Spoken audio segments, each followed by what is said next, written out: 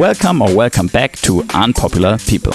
We believe that listening and learning is key for personal development and success.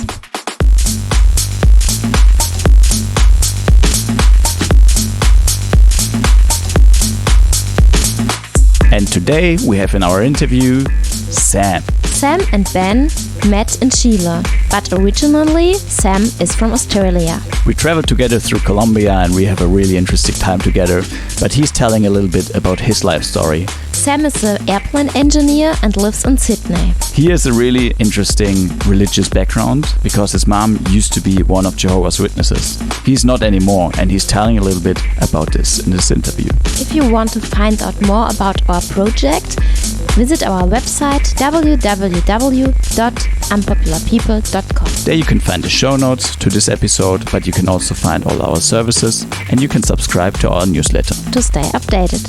And now enjoy this interview with Sam.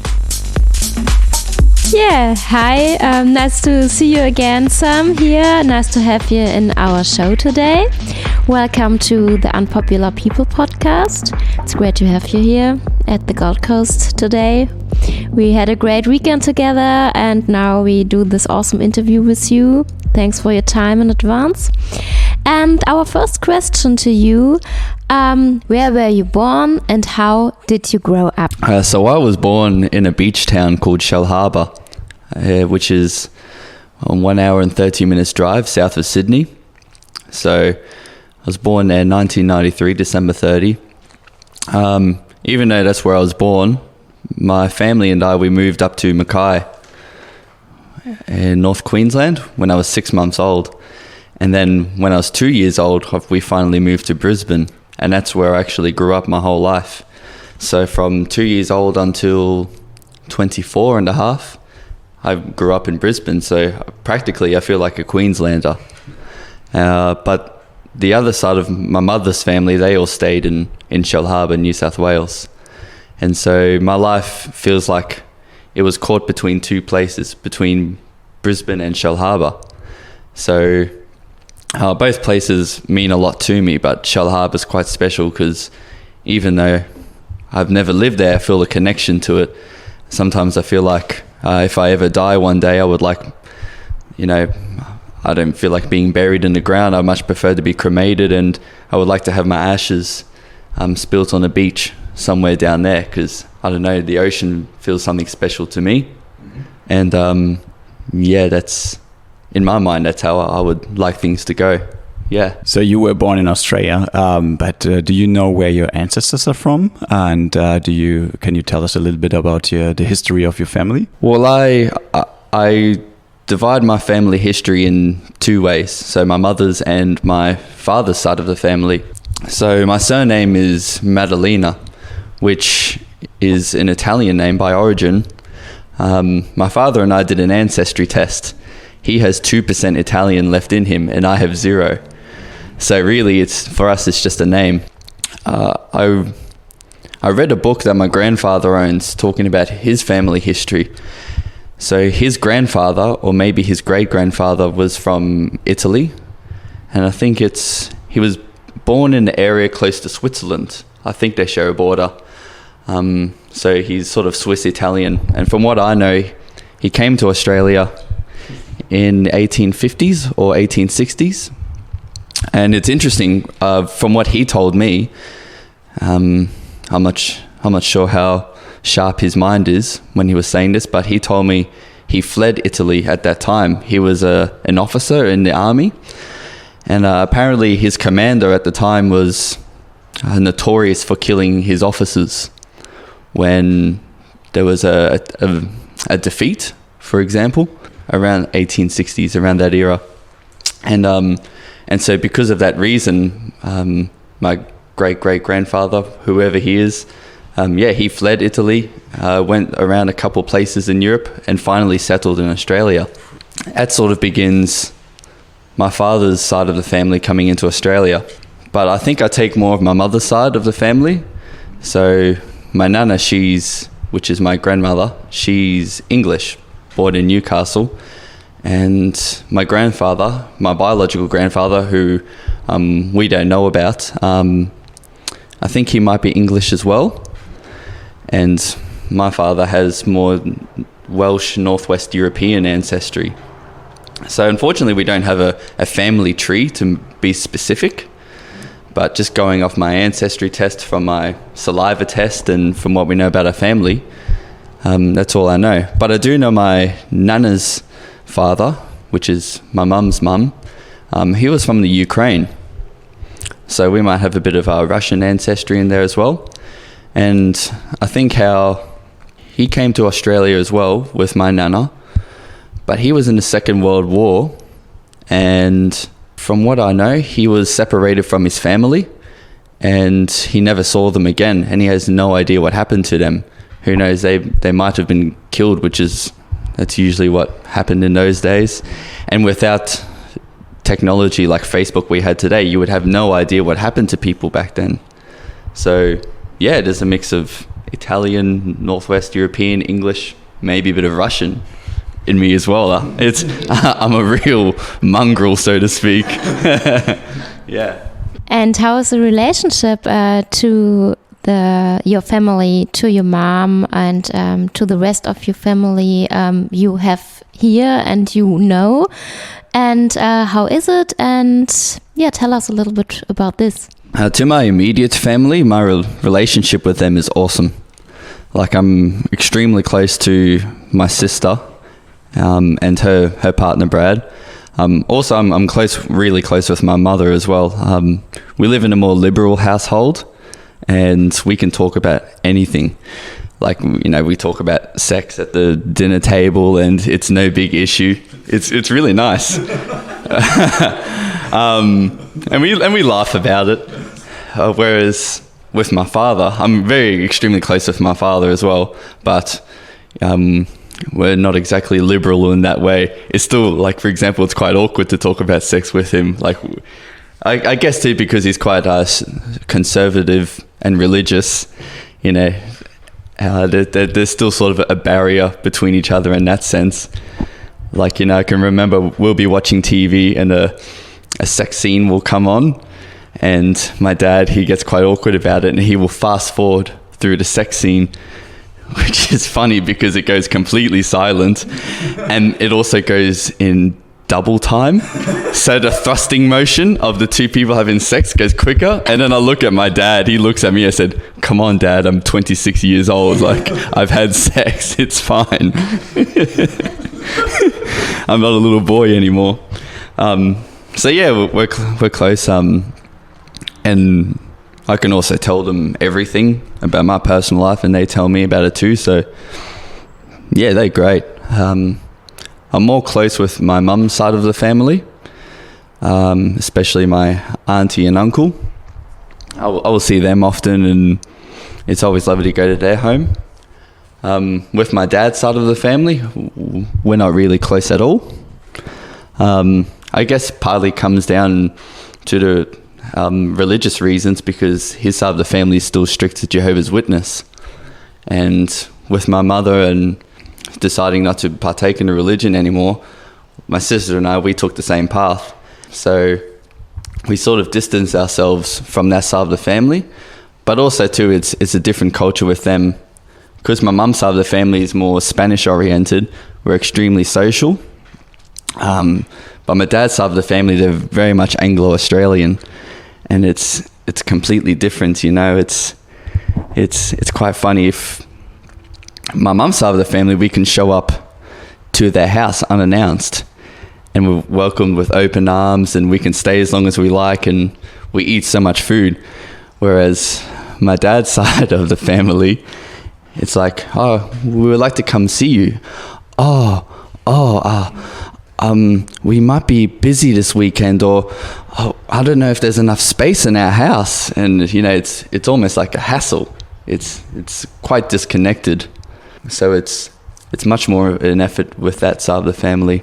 Totally different dynamic. So we live between two worlds, and I can also see why it seems to be common with, like, Western societies. People are quite disconnected with each other.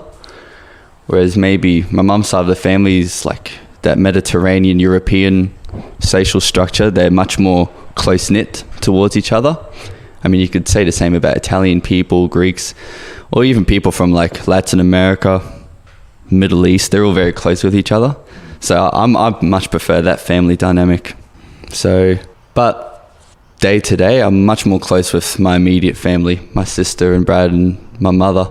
And since I live closer to my dad now, we've become closer, and it's nice. I feel fortunate to have such a nice family like that. I mean, most people don't have that, unfortunately, so I feel lucky. Cool. So what are you doing now? So what is your profession, and what brought you there? Because is this something like you learned from your parents, or is this something you were just interested throughout your whole life? So tell us a little bit about this, and maybe about your past, like your childhood and school and like further education. What brought you to this moment where you are now? It's funny. I've gone through so many changes in what I've wanted to do. Growing up as a child, I remember I wanted to be a football player, and then I wanted to be a sound engineer for concerts because I loved music. I don't think about that anymore. It's funny. I've gone through so many changes. But my current profession, I'm now an apprentice aircraft maintenance technician, and I work on helicopters. How I got through that was 4 years ago. When I was 22, I enlisted into the Army Reserve here in Australia. I always wanted to join the Navy as well when I was a kid because of my grandfather. He was a sailor in World War II with the Australian Navy. And instead of joining full time, I made a compromise and decided to go with the Army Reserve instead because it's a part-time job and there's more flexibility. Anyway, my first experience coming out of basic training, we went up to Townsville for an exercise with the army up there, and the first thing we did was fly it in a helicopter in a Chinook. And I remember sitting in there and I thought, this is pretty fucking awesome. I mean, I wasn't even qualified in my job at that point. I hadn't done employment training, and here they are sending me on a helicopter. And from then on, that really stuck in my head. I thought I would really like to work on this. This is pretty cool. I didn't think I was smart enough or had the drive to be a pilot. And I thought, well, this is just as cool, you know? And it's an active job. I get to work with my hands. I really enjoy it. And what did your parents for work when you were a child? And did they influence you with this decision? And how did they like the decision you choose to becoming an helicopter engineer? How do they like it, and how do they support you in this? Initially, well, in regards to my job as a aircraft technician, both parents supported me in that, and they thought it was great. You know, I can get a trade and seems like a good job. Before that, when I joined the army, obviously my mum was scared because she thought, oh, my son's going to be sent to war and all these things. And also, but when I told my father, I could notice the apprehension in his voice when we were talking about it, mostly because of what his father, my grandfather, would speak about war, because he spent 13 years in the Navy from 1938 to 52, 13 to 14 years roughly. So from all the stories he told him, my father had a very negative perspective of the military, and especially with my father's religious views. He is dead against anything to do with war or violence of, you know, governments and what they do. So for him, he never judged me for it. He actually allowed me, he gave me space to do my own path in life. Even though he didn't agree with what I was doing, he wouldn't do them himself, but you know, he would listen to me when I would talk about it. So he was quite accepting in that way. And he was actually pleased that I took the reserve job with the army rather than joining the Navy full time. He said he felt so relieved, you know, because that means I would really go to conflict zones and such. In that sense, yeah, they both support me in that way. But my parents were an inspiration for that at all. But speaking about my parents, my father is a mechanical engineer, and he works on belt-weighing equipment for mines and such. And my mum's gone through a few jobs. She's now working in a real estate agent office and selling homes and that. Mum's done a few jobs. She was a house She was a mum for most of our life. When my parents were married, she would stay home and look after my sister and I. So it was only when my parents divorced, I think my mum would have been around 35, 36 years old. That's when she finally started working. So up until then, yeah, she would look after us kids. But my dad's been in the same role for many years. So maybe I take after that engineering, hands-on practical work after my dad, I think. So coming from like two different kind of lifestyles and backgrounds, so what could you give other people on their way, how they make up their mind or make up a decision what they want to do in life, which profession they choose? Because I think especially for young people it can be quite hard to find like the right thing to do. So what helped you to make this profession, to say, okay, this is what I want to do. I want to go to the army and I want to be a helicopter engineer. Yeah, can you tell us your motivation? Simply, I put it down to trying new things. I've gone through several vocations and I would choose one job that I thought I was really going to enjoy. And then I found out, oh, this isn't really for me. And so I thought, you're not going to really, if you find your dream job early on in life, you're pretty lucky. But for me personally, I have to try new things all the time. And as I've gotten older too, my interests and desires have changed. So I think that's, you've really got to give things a go. You never know what you enjoy. I've known people who thought they could go into business and do that, and then they realized they hated it. And it's one guy I know, he went to do that and he was making lots of money, wasn't enjoying himself, and then he became a scuba diving instructor, out of all things. I mean, it's so much different, but he just did that on a whim. And so it really goes to show you've just got to try new things all the time. I don't really have any life-changing advice for your question, but for me, I think it's as simple as give things a go. You've got to try it. You will never know, and you never know where you end up in life. That was a life-changing advice. And we just spoke about a habit from you, the clicking the fingernails. So do you have other habits in your life or in your daily routine, or also when you have to make decisions that you find to yourself? And is there something that gives you your power from inside? A habit, or I don't know, a tool? Is there something? This is something I've learned recently, possibly in the past 3 years of my life. When I grew up, I was quite indecisive about things. If I wanted to make a decision, I would think about doing.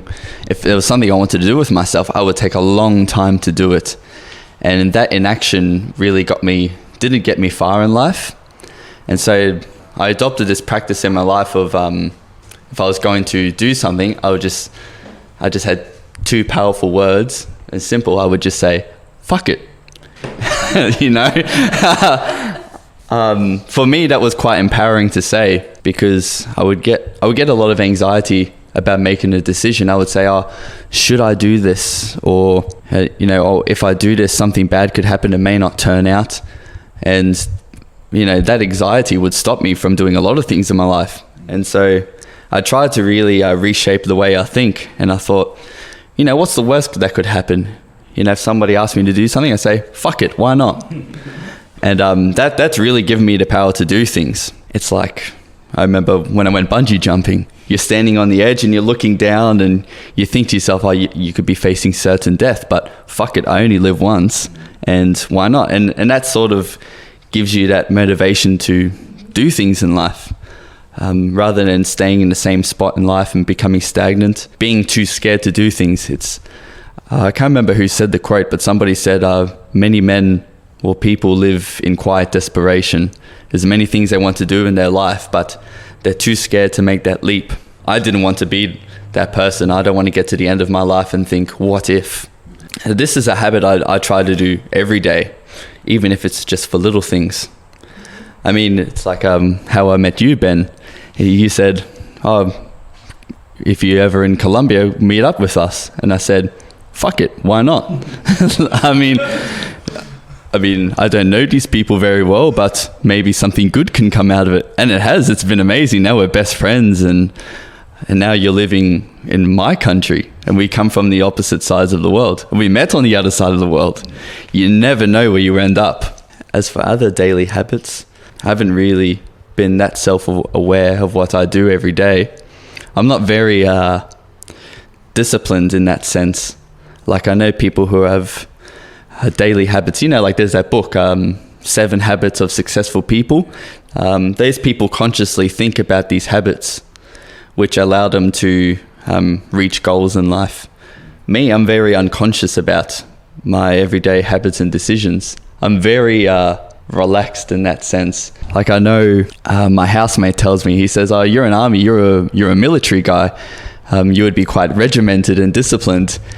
And it's funny he says that because I'm the most undisciplined person I know. Like people tell me, "Oh, do you exercise?" I said, "Yeah, I do. I'll go for 3 weeks and then I'll stop for 5 weeks." And then I'll go again for another 4 days and stop again for 3 weeks. I mean, my motivation, discipline comes in waves. So it's funny that some people have that perception of me, but I don't see myself in that way. Another thing I can say is every day I always try and make an effort with people. When I first started my job as an apprentice at my current job, one of the jobs is doing the lunch run in the morning.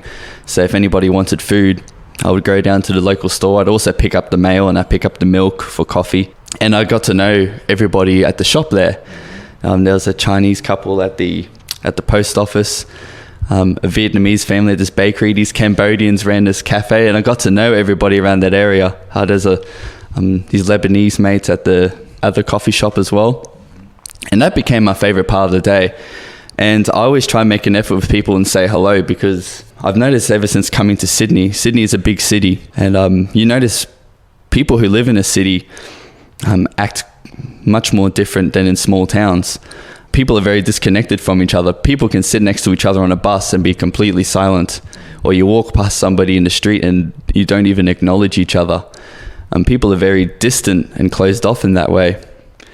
And so for me, I don't want to be like that. I try to make an effort to talk with people. If it's the guy behind or the girl behind the counter, I'll just make small talk. And eventually after 3 or 4 weeks, I know a lot about that person. So for me, I try to be more personal with people rather than just being like another zombie going through life, not knowing anything about anyone.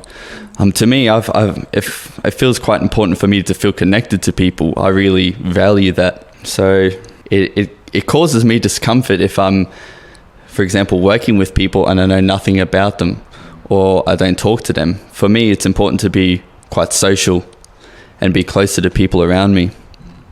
So for me, that's a habit to do every day. I know some people don't even say hello to each other in the mornings because they say, "I saw you yesterday, so there's no point."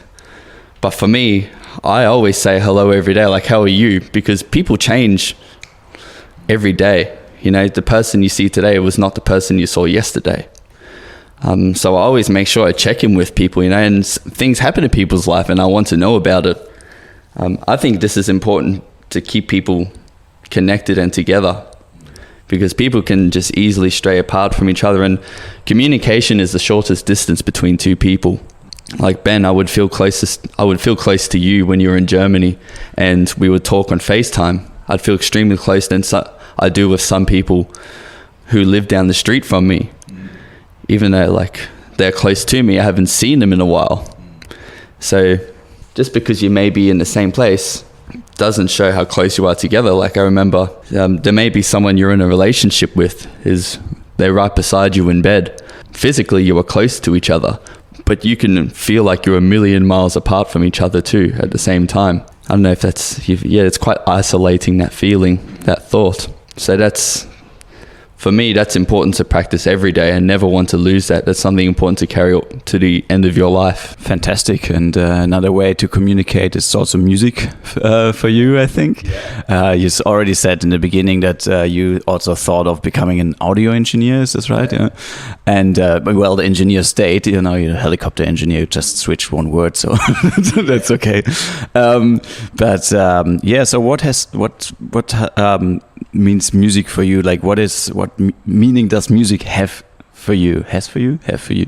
And what kind of music do you listen to? And do you play any instruments? Can you tell us a little bit about this? I've always enjoyed music, like most people do, from a young age. When it really turned for me, I was put into music class in year 8. I didn't have any choice over that, and I was really quite negative about it when I remember that feeling, which is quite funny. And then when I got into it, we all had to play an instrument, and for some reason something clicked in my head, and I really enjoyed it. It was a real surprise, and I took up the guitar from then on. My dad bought me an acoustic guitar, and being in high school, I was totally obsessed with playing guitar. As soon as I got home from school, I would just stay in my room for hours and play and rehearse. I don't do that much anymore. Later in life, I got busy, unfortunately. I didn't put much of a priority on it. I think the music I listened to at that point in life was really my dad's influence. He used to listen to a lot of 70s rock and blues, and I would play that on guitar. And then there was a real change in year 12. I had a friend come up to me and he says, my mate plays in a band and he's looking for a bass player. I know you don't play bass, but would you like to try? I said, yeah, of course. And he says, they play in a death metal band. And I thought, I hate that shit. They just go, just screaming. And I thought, it sounds like shit, man. And, but you know what? I showed up and the guys, they were all really nice. The guy I met was Alexander Nisiriu. They play in a band called Chronolith. They actually became quite popular here in Australia, like in a death metal scene. Yeah, and so originally I was their first bass player, and then I left in, I think it was September 2012. I made a decision not to play with them anymore. I thought I wasn't 100% about it, so they needed someone who was. And from that exposure of playing in a death metal band, that became my favorite style of music now. It's funny how in the beginning I totally hated it. Now I totally love it. I went from one extreme to the next. But I really like to listen to all kinds of music. My two main choices lately is death metal and like hardcore techno music or house. It seems quite different in contrast, but it's also quite the same as well. It's both fast-paced and heavy and energetic. So I think there's two parallels between those two. But I also enjoy, old classic rock. I listen to hip hop. I listen to Nate Dogg and Tupac and all that 90s gangster music. Especially, I started picking my nails again. It's a habit. So ever since then, music has always been really present in my life. And anyone else who is also into their music feels the same way.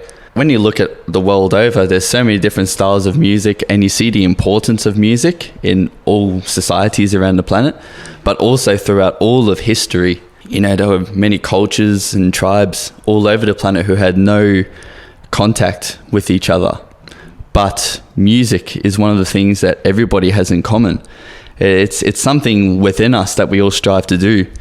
It's the same with religion. Like, it seems every corner of the planet, they all believe in some sort of religious belief or higher power. It's the same with music. It's just something within us that we all sort of connect to. And you could have a crowd of 100,000 people all singing in unison. There's a real power to it.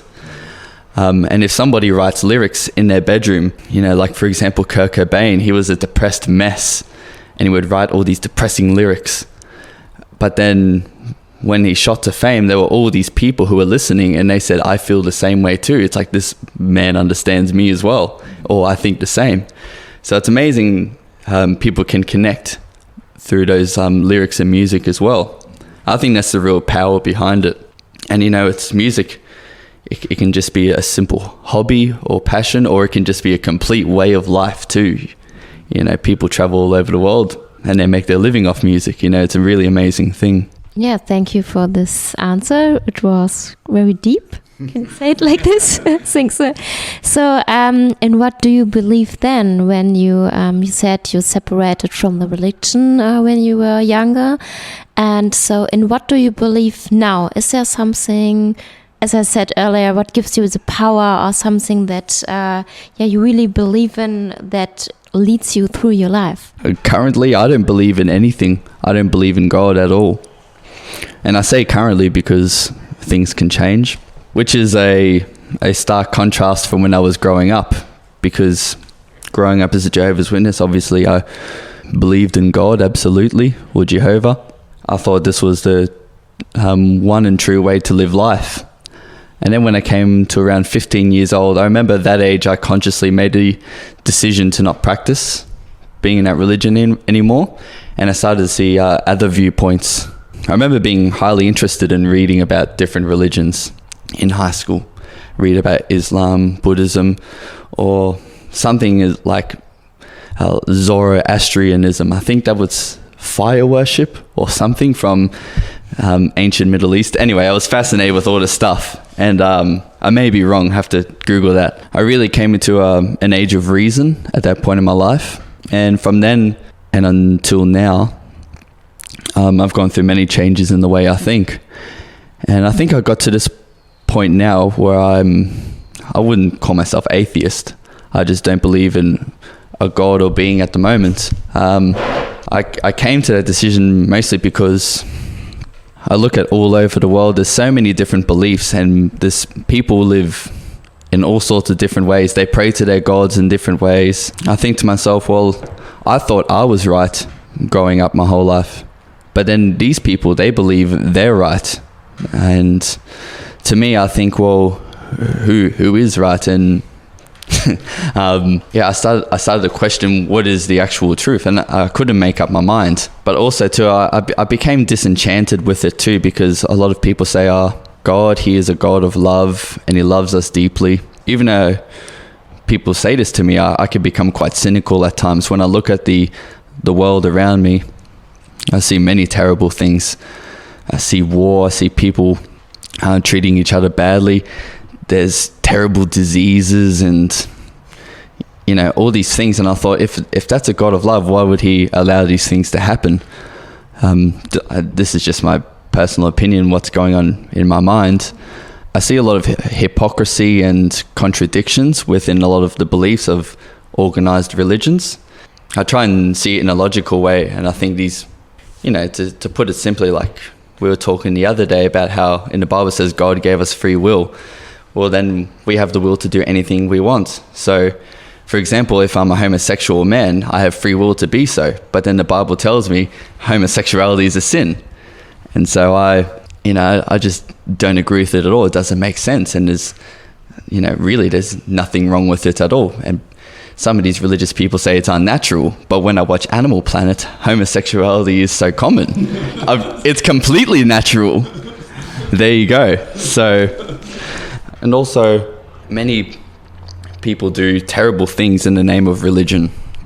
I mean, especially like you look at what religion does to women in the world. You know, I know one girl who was highly oppressed because she's a woman, because of the religion she was in. And when I talk to my mother now about our experience as Jehovah's Witnesses, she told me it was quite patriarchal.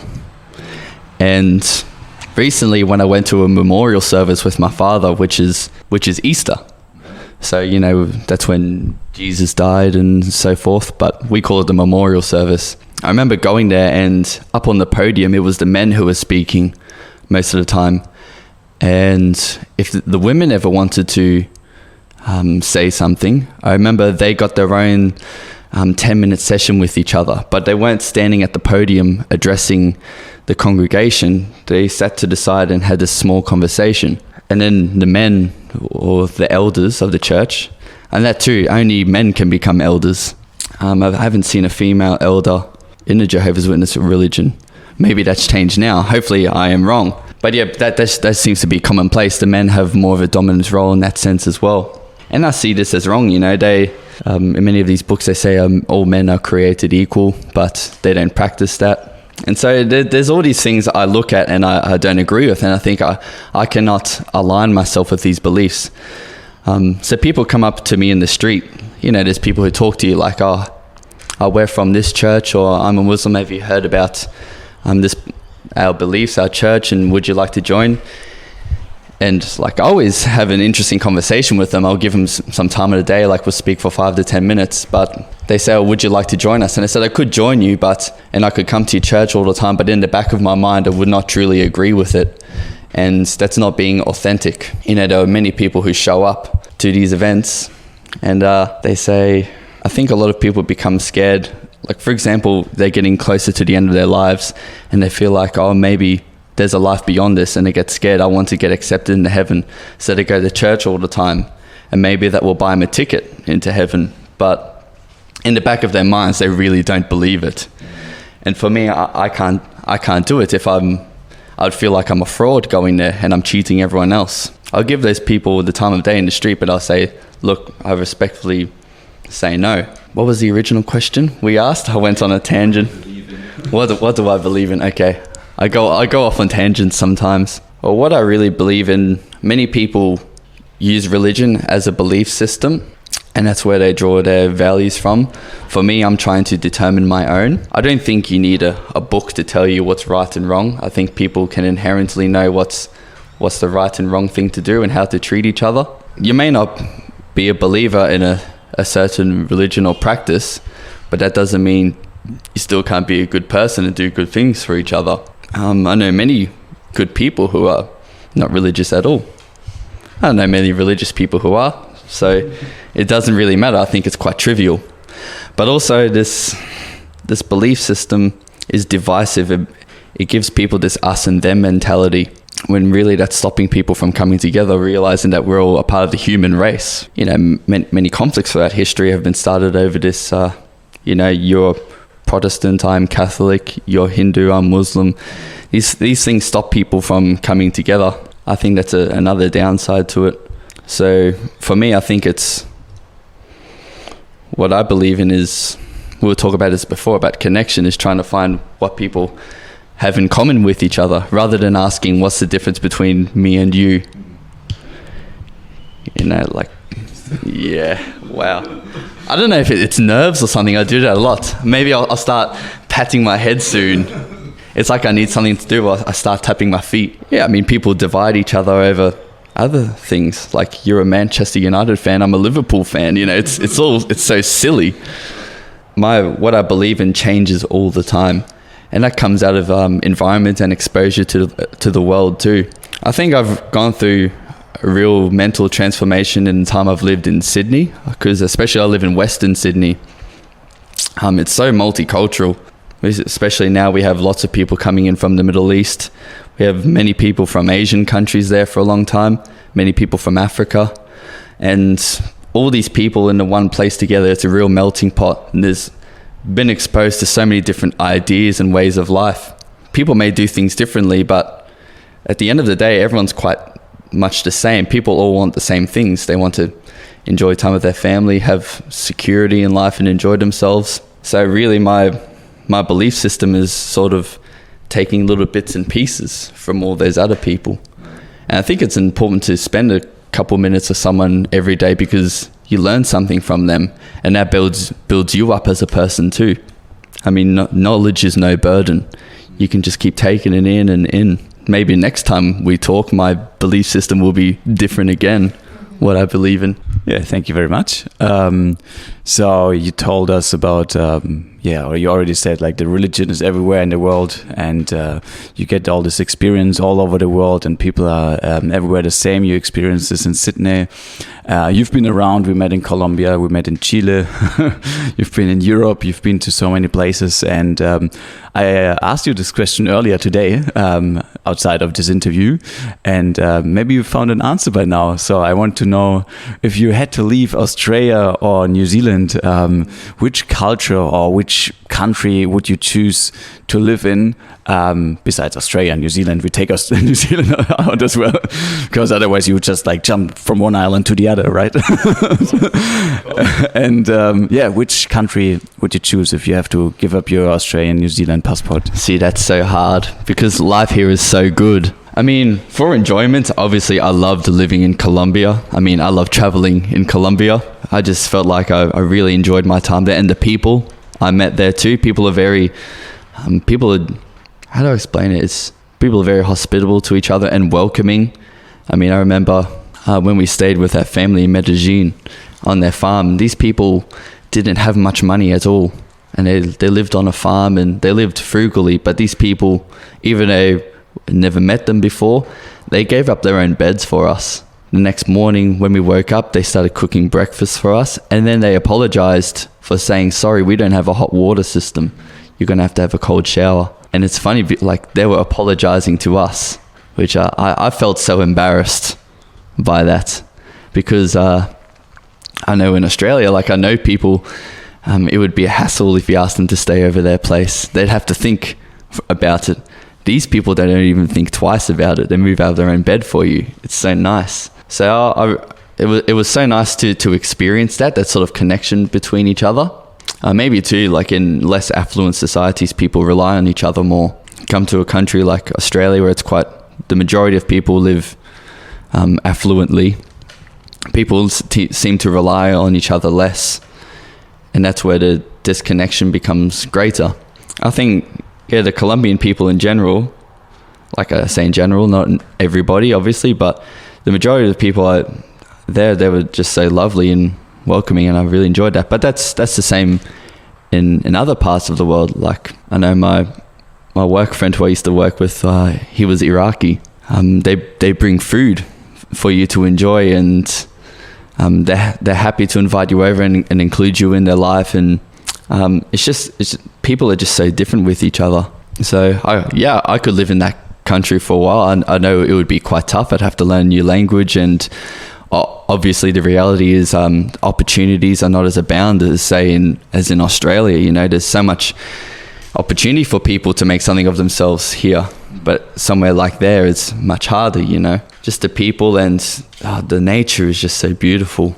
I mean, I love the mountains there and the beach. Obviously, like I fell in love with the women too. They were just stunning. I still think they're like number one in the world, but I could be biased. I would love to live there, even if it was just for a little while. But who knows? There's probably many other countries in the world I haven't been to yet, and I think I would love to live there instead. You don't know what you don't know, and that's where it comes back to trying new things and exploring. But I think I would like to live in Spain because of my family's connection to there, because of my grandfather on my mum's side, my papa. Even though he's not my biological grandfather, we grew up with him and he brought us up, and so I always had a connection to that country through him. So hopefully one day soon I'll go to visit there and see where he grew up. And Spanish people are quite the same too. They're very nice and welcoming, and my experience with them has been really great too. Like when I was in Peru and I got sick from food poisoning, I was traveling with these two Spanish girls, and instead of leaving me, they stuck with me the whole time. They took me to the hospital there. They brought my bags from the hostel, and they translated everything for me because I spoke very little Spanish. Silly of me, but they made sure I knew how much money I was going to spend, and then they gave me the numbers. They say, you contact us when you're in the next city. And we met up, and they said, whenever you come to Spain, you stay with us. You come on a Sunday, my father will cook you a paella, and it's just so nice, I just find that people in Australia are not much like that in general. So I could live in those places easily, for sure. So what is your plan for the next years? Is there something that comes in your mind that you want to achieve in your life, or a goal, or something you really focus on and to make a dream come true? Is there something? I wanted to join the Navy again. I'm going to put my documents together and try again. I've been wanting to do that for a long time, but also lately in the past couple of months, I've been having doubts about that too. I'm really quite indecisive. I mean, if I was to join, I would have to sign up for a minimum period of service, a couple of years. In that sense, your freedom is quite restricted. You don't have a choice on where to live. They move you around. So I'm really weighing up between doing that or choosing a normal job in the civilian world where I could have a bit more freedom with my life in that sense. So that was going to be my goal in the next year, to join the Navy, but I'm having doubts about that again. Maybe if you talked to me 5 years ago, I had a definite goal for my life in mind. Like I had a 5-year goal, I had a 10-year goal. I was going to buy a house and buy a car and everything. Now I barely think 6 months into the future, which may seem a bit irresponsible. Yes, I'm a goldfish, I think, no more than 8 seconds. So I really don't think that far ahead in the future anymore, because I really feel like I could die tomorrow, because I've known people who have had, I guess everybody has as well. Life is so fragile. Things can change so quickly. So I plan a little bit, but I don't base my whole life around it. When I was studying to become a aircraft maintenance technician, I was halfway into the course, and that's when I got a job offer, and they said, it's in Sydney, can you start in 1 week? And I packed all my stuff and I drove from Brisbane to Sydney in 1 week. And I never knew I was going to be there a week before that. So life can change at any time. You have no idea. I guess thinking this way has really gives me a bit of freedom in life. Originally, I was going to buy a home and save it for a mortgage. And if you do that, then you sort of have to stay put in the one place for a long time and spend all your money and work every day working towards that. And when I thought about that, it scared the shit out of me. Because originally I was going to do that with my ex-girlfriend. I was really quite irresponsible in that relationship, because I thought, she wants to buy a house, so I want to as well. And I let her take the steering wheel of the relationship, which is, for me, I was doing us both a disfavor, because I wasn't honest and upfront about what I wanted. In the end, she would deserve someone better who was honest about that, and someone who's on her level as well. And so I thought, I can't waste her time and my time as well. And thank God I didn't, because now I would probably be sitting in a home that I'm paying for thinking, I wish I did this with my life. And I'm glad I did, because I wouldn't have done all the things in the past 3 or 4 years. I guess, since then, since July 2016 until now, that's when my whole life has changed. And it's been the best years of my life. I would have never had that if I stayed. It was horrible to go through that breakup, because, I thought I was in love. Now I don't even know what love is. I'm still trying to figure it out. But I was young and inexperienced. I still don't know what I want. I'm still figuring that out. And that's where it comes back to my expression of fuck it, And that's gotten me far in certain places in life. I guess that just gives me a bit of courage when I'm feeling a little scared. Bless you. So when you think of the future and imagine you would have a school with lots of kids, and you could teach them a certain way, you can tell them what's important in life, and you could choose the subjects, maybe subjects that are missing nowadays in our school system, or in the school system of Australia. How would the school look like? What would be your motto? What would be the things you want to teach, and what do you want kids to know, to look ahead in the future, to look into a bright future ahead? I think what would be different about my school compared to schools today, I wouldn't stick to one system of thinking. I think it should be important to teach kids to be open to everything. There are so many different ways to live a life in this world. I reckon you should be open and aware of, I've lost the words for it. You should be open to all the different lives and ways of living in this world. So I think it's important to teach kids to keep their hearts half open for these things to come into life. I think I would really play to, if you were to look at a child, you really should play towards their strengths. People see it all the time in school. There are certain classes that kids would misbehave in. They would be in a maths class and they hate maths, but they might enjoy something like carpentry or metalwork, for example. So you may look at their report card and they may have terrible scores in most of these subjects, but they do really well in, say, carpentry, or they might really enjoy science, for example. And so you think, well, this kid is not stupid, but they're just not interested in those other things. And people should really work towards their strengths and structure around that. Otherwise, kids become extremely unmotivated and they're just not going to show up to school at all, and they hate it. I think it's more important too to do more things together, make kids work together, build those social skills. It seems to be most of the systems were based on that everybody is tested individually. Everything is extremely competitive.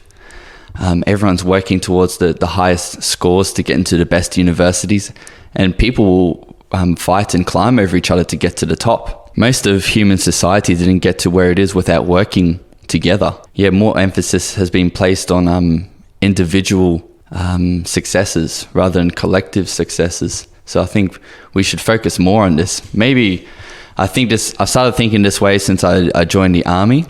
There's no such thing as a one-man army. It's the job doesn't get done without each other. So, humans are social creatures. Everything we do is together. I think there should be more emphasis put on this as well. As for a motto to teach people, maybe I try and think of something I say to myself. Yeah, fuck it is a great one. Or be open. I mean, that's very simple to compare to what most schools say. Like they'll say, I've seen on school mottos, they'll say strive and succeed or dare to be different. I like to say be open because there's, like I was saying before, there's so many ways to live a life on this planet. You should be open to things, and that's how you learn. Some of the most successful businessmen on this planet were open to new ideas. Some of the best military commanders in the world thought outside the box. They were open to different tactics. There's a correlation between that and success, I think. And being open too grows you as a person. I think I would say that. Again, not very deep meaning to that, but I think it's quite simple. Yeah, thank you very much. I have another question for you. Imagine in a couple of years you will be popular. So popular in the meaning of you will be known everywhere. The world would know you. And what would you do different than in the life you are living today? And how would you act? What would you do differently? I wouldn't do anything differently. I really enjoy my life now, but I think I'd spend more time doing the things I really enjoy. But I would like to think I wouldn't treat people any differently how I do now as being popular. I would make an active effort to not let popularity get to my head. I know some people develop extremely inflated egos when they become popular. We see this all the time. I really admire people who, even though with their massive popularity, they're still quite down to earth. I take, for example, the president of Uruguay. He's the president of a whole country, but he lives quite frugally. He lives in a small house with his wife and drives quite a basic car. I could also say someone like Keanu Reeves, the actor. You'll see him riding the subway in New York City. He gave his earnings from The Matrix to the production team working on the film. It's quite thoughtful. Even though he's got extreme popularity, he's still be quite giving and down to earth to others. I would still try and give people the time of day like I do now. Like if people come up to me in the street and want to have a chat, like I would still like to do that. I would like to be known for that. I know some people, I guess it's natural that they become so popular, everyone wants a piece of them and they want a signature from them. And so they would give them a signature just to let them piss off again, get out of my face. I don't want to get to that point where I'm so, I'll say disenchanted again. I've been using that word a lot. Ignorance of those people. I would say I don't want to change. I want to be the person I am now. Yeah, thank you very much. It's been a great answering of our questions. We really enjoyed it so far, and we're coming to our last question now. And I would want to know, or maybe like some of our listeners would want to get in touch with you. Maybe they have questions about how it is to leave a religion like the Jehovah's Witnesses. And if they have any questions about this, do you want them to contact us, or you can also give us your Instagram or Facebook profile here, so that people can contact you through there. It's up to you. What do you think of social media in general, and do you want people to get in touch with you somehow? And you can do so. You can let us know now. Otherwise, you can give us your email address, and we will link it in our show notes, and then the people can contact you over us. This is also a possibility. Yeah, of course. I'll give my personal details. That's fine. I actually really enjoy random people contacting me, people who want to meet. Like, I'm happy for someone to say, hey, do you want to meet? If they're in the same city, like, yeah, of course. I do that with people all the time who I meet someone on the street, talk to them for 10 minutes, and they'll say, hey, do you want to meet sometime? Like, yeah, why the hell not? Fuck it. Yeah, I would love that. I mean, I'm quite a social person. I like meeting different people all the time. So, of course. And I like talking about anything. I don't like to limit myself to taboos, like not talking about taboo subjects. I like delving deep into something that's thought-provoking or might be a little bit uncomfortable, because I like to, get past those barriers. Yeah, I have no problem with that, of course. Yeah, anyone can contact me. Like, I don't think of myself as an interesting person, but if somebody finds me interesting and wants to talk to me, like, yeah, I'd love to meet, of course. Okay, yeah, thank you very much, also from my side, for the great interview, to have you here in this show. It was a very great time, great conversation. We really enjoyed it, and we wish you all the best for the future, and that everything comes up very good for you and that you can enjoy. And yeah, thank you very much. Yeah, and if you have any final words, it's the time now to do so, and we just say goodbye from our side. Yeah, I had so much fun doing this. We should do it again. I reckon we should do this often, actually.